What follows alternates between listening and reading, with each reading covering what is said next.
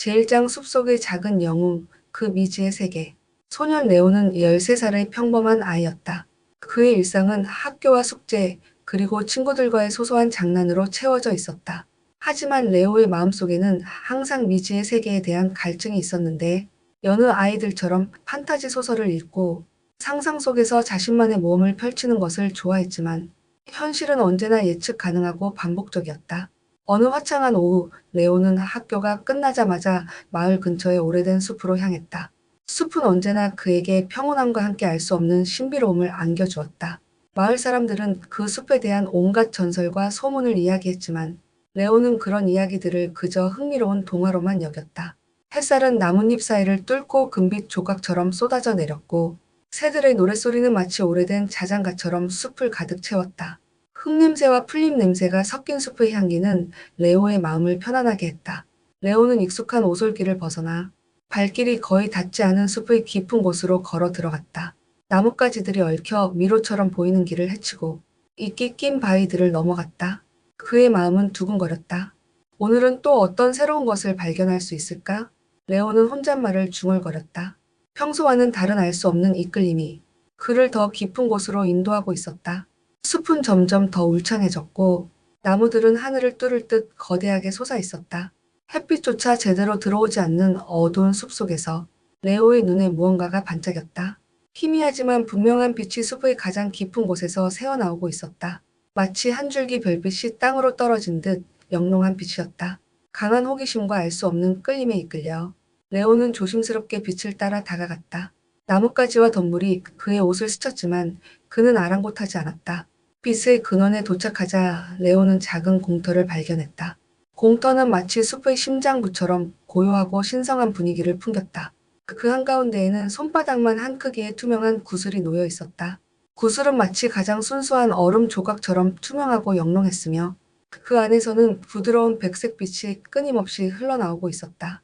구슬 주변에 이끼 낀 돌들과 풀잎들은 그 빛을 받아 영롱하게 반짝였고 작은 빛의 정령들 마치 반딧불이처럼 빛나는 요정 같은 존재들이 구슬 주위를 춤추듯 날아다니고 있었다. 레오는 이런 비현실적인 아름다움을 본 적이 없었다.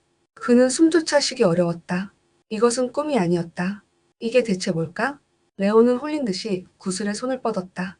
그의 손가락이 차가운 구슬 표면에 닿는 순간 구슬에서 뿜어져 나오던 빛이 갑자기 폭발하듯 강렬해졌다. 눈을 뜰 수 없을 정도로 눈부신 금빛 성광이 레오의 온몸을 휘감았다.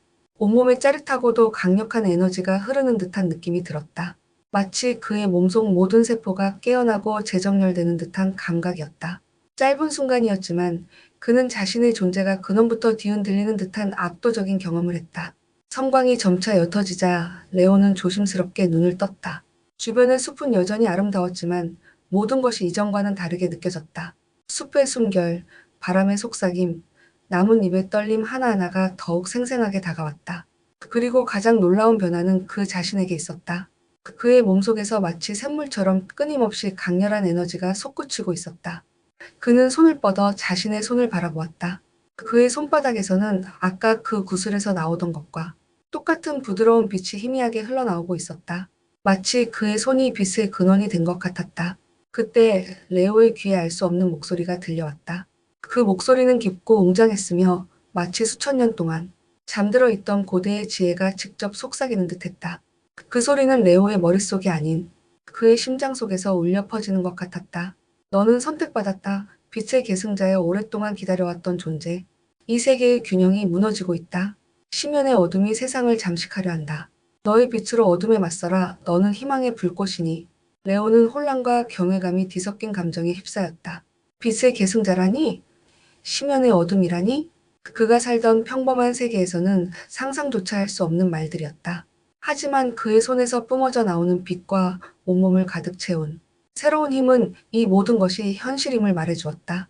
그는 평범한 소년이었지만 방금 전의 경험은 그가 더 이상 평범하지 않다는 것을 분명히 알려주었다. 그가 만진 그 영롱한 구슬은 단순한 물건이 아니라 그를 새로운 운명으로 이끈 마법의 열쇠이자 어쩌면 살아있는 존재였을지도 모른다고 생각했다. 소년의 가슴 속에는 알 수 없는 용기와 함께 새로운 모험에 대한 강렬한 기대감이 샘솟았다. 그가 겪은 이 놀라운 변화는 두려움보다는 호기심과 책임감으로 다가왔다. 레오는 자신의 손에서 흘러나오는 빛을 따라 숲 밖으로 발걸음을 옮겼다. 그의 마음속에는 자신이 알지 못했던 또 다른 세계가 존재하며 그곳에서 자신을 기다리는 어떤 거대한 운명이 있다는 강렬한 예감에 가득 찬 채였다. 레오는 그렇게 미지의 세계로의 첫 발을 내디뎠다. 손에서 뿜어져 나오는 신비로운 빛을 따라 숲 밖으로 걸어 나왔다. 숲을 벗어나자 눈앞에는 이전까지 한 번도 본 적 없는 광경이 펼쳐졌다. 거대한 나무들이 하늘을 찌를 듯 솟아 있었고 반짝이는 폭포수가 절벽 아래로 쏟아져 내리는 환상적인 풍경이었다. 공기마저 이전 세계와는 다른 마법적인 기운으로 가득 차 있었다.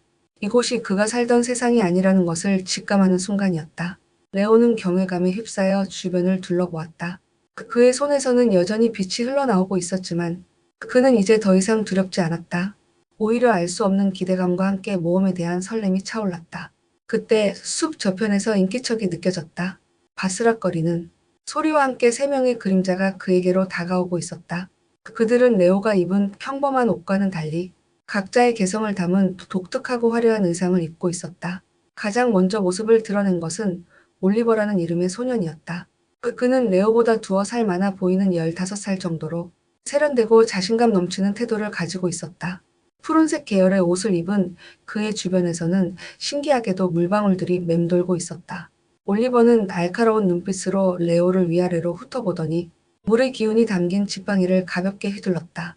그의 지팡이 끝에서 작은 물줄기가 쏟아올라 허공에서 춤을 추었다. 넌 누구냐? 이런 숲에서 이런 옷을 입은 아이는 처음 보는군. 올리버가 무심한 듯 시크하게 물었다. 그의 목소리에는 약간의 경계심과 함께 귀찮다는 듯한 기색이 스며 있었다. 그의 뒤를 이어 나타난 것은 리암이라는 이름의 소녀였다. 레오와 비슷한 또래인 13살 정도로 보이는 리암은 갈색 머리를 따내리고 푸른색과 녹색이 어우러진 신비로운 복장을 하고 있었다.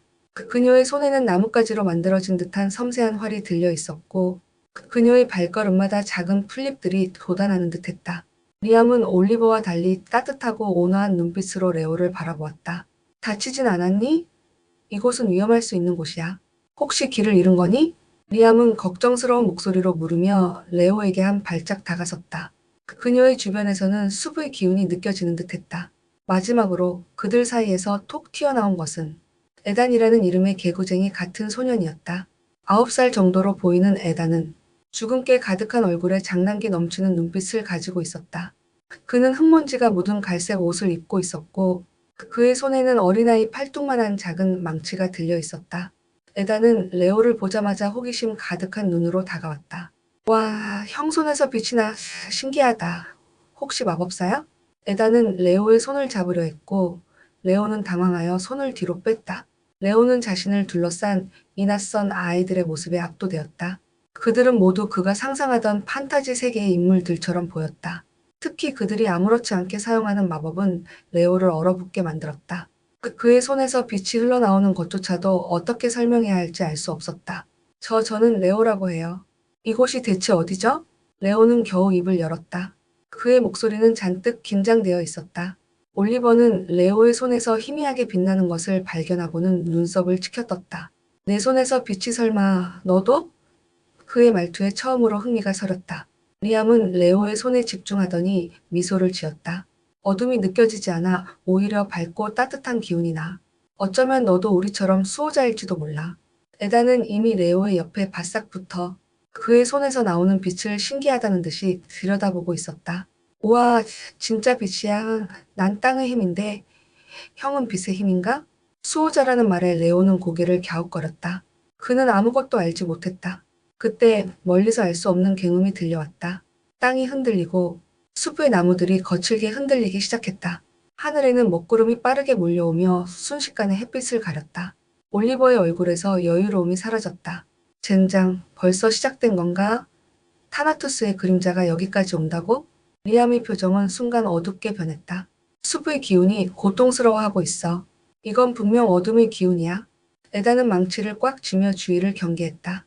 으악, 싫어. 또 몬스터들이 나타날 거야. 레오는 혼란스러웠다.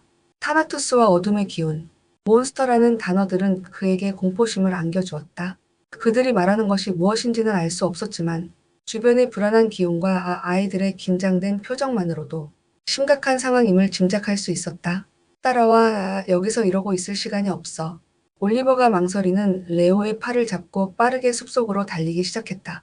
리암과 에단도 그의 뒤를 따랐다. 레오는 얼떨결에 그들의 뒤를 쫓아 달렸다. 그의 마음은 두려움과 함께 이제 막 발을 들여놓은 미지의 세계에서 무엇이 자신을 기다리고 있을지 모르는 불안감으로 가득 찼다. 하지만 그의 손에서 흘러나오는 빛은 여전히 따뜻했고 그것이 그를 지켜줄 것이라는 막연한 믿음을 주었다. 레오는 이제 더 이상 평범한 소년이 아니었다.